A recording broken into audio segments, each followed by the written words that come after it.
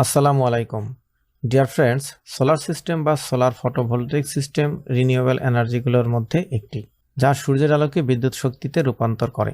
এ বিষয় সম্পর্কে আমরা সবাই কম বেশি অবগত আছি। সোলার সিস্টেমের মাধ্যমে উৎপাদিত বৈদ্যুতিক শক্তিকে ব্যাটারির মাধ্যমে স্টোরেজ করে রাখা হয় অথবা সরাসরিও ব্যবহার করা যায়। এছাড়া গ্রিড লাইন সহ অন্যান্য রিনিউয়েবল এনার্জির সাথেও প্যারালাল অপারেশনের মাধ্যমে ব্যবহার করা যায়। সোলার সিস্টেম অত্যন্ত নির্ভরযোগ্য ও পরিবেশ বান্ধব একটি রিনিউয়েবল এনার্জি সোর্স, যা বাসস্থান, শিল্প কারখানা, কৃষি সহ বিভিন্ন ক্ষেত্রে ওয়াইডলি ব্যবহারের জন্য উপযুক্ত। তো চলুন বন্ধুরা, সময় নষ্ট না করে আমরা মূল আলোচনায় যাই। Please subscribe to the channel for more videos like this.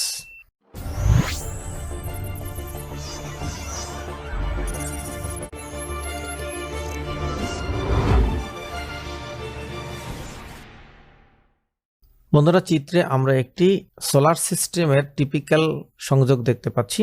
এটিকে বলা হয় মূলত গ্রিড টাই সিস্টেম বা হাইব্রিড সিস্টেম।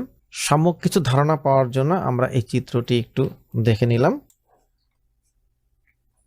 তো আমাদের আলোচনার মূল বিষয় হচ্ছে how to design solar PV system, অর্থাৎ একটি টোটাল সিস্টেম ডিজাইন করতে গেলে কি পরিমাণ লোড আছে, সেই অনুযায়ী কোন সাইজের প্যানেল লাগবে, ইনভার্টারের ক্যাপাসিটি কত হবে, ব্যাটারি ক্যাপাসিটি কি হবে, চার্জ কন্ট্রোলারের এম্পিয়ার কত হবে, টোটালটাকে ক্যালকুলেশন করে একটা ডিজাইনে দাঁড় করাতে হয়। সেটাকেই আমরা বলছি সোলার পিভি সিস্টেম ডিজাইন।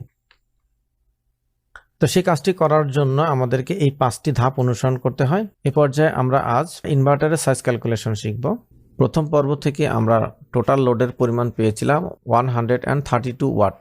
তো সেই অনুযায়ী যদি আমরা ইনভার্টারের ক্যাপাসিটি ক্যালকুলেশন করি, তাহলে ইনভার্টারের ক্যাপাসিটি অবশ্যই 25 থেকে 30% হায়ার রাখতে হবে, সেটা সেফটি মার্জিন এনশিওর করার জন্য। অর্থাৎ টোটাল লোড যা হবে ইনভার্টার ক্যাপাসিটি তার তুলনায় 25 থেকে 30% বেশি হতে হবে। তো সেই অনুযায়ী যদি আমরা ক্যালকুলেশন করি, তাহলে ইনভার্টারের ক্যাপাসিটি আমরা পাই 132 গুণন 1.3, অর্থাৎ এখানে 0.3, এটা হচ্ছে আমাদের 30% আমরা অ্যাড করে নিয়েছি। সেই অনুযায়ী আমাদের রেজাল্ট হয়েছে 172 ওয়াট, অর্থাৎ ইনভার্টারের ক্যাপাসিটি 172 ওয়াট অথবা এর চেয়ে বেশি হতে হবে। তো মার্কেটে এই ভ্যালুর সেম কোনো ইনভার্টার না পাওয়াতে আমরা 200 ওয়াটের একটি ইনভার্টার ব্যবহার করব। এছাড়া ইনভার্টারের সিস্টেম ভোল্টেজ অবশ্যই সোলার সিস্টেমের ভোল্টেজ অর্থাৎ ব্যাটারি ভোল্টেজের সমান হতে হবে। এছাড়া উক্ত ইনভার্টার দ্বারা যদি কোনো ধরনের মোটর কিংবা কম্প্রেসার অথবা এই জাতীয় কোনো লোড ব্যবহার করা হয়, তাহলে ইনভার্টারের ক্যাপাসিটি টোটাল লোডের মিনিমাম 3 গুণ ধরে নিতে হবে। তো বন্ধুরা, এই ছিল সোলার ইনভার্টার ক্যাপাসিটি ক্যালকুলেশন। আশা করছি ভিডিওটি আপনাদের জন্য হেল্পফুল হবে। কথা হবে পরবর্তী ভিডিওতে। সে অবধি সবাই ভালো থাকুন, সুস্থ থাকুন এবং এই সিরিজের পরবর্তী ভিডিওগুলো দেখার আহ্বান জানিয়ে আজকের আলোচনা এখানেই শেষ করছি। আল্লাহ হাফেজ।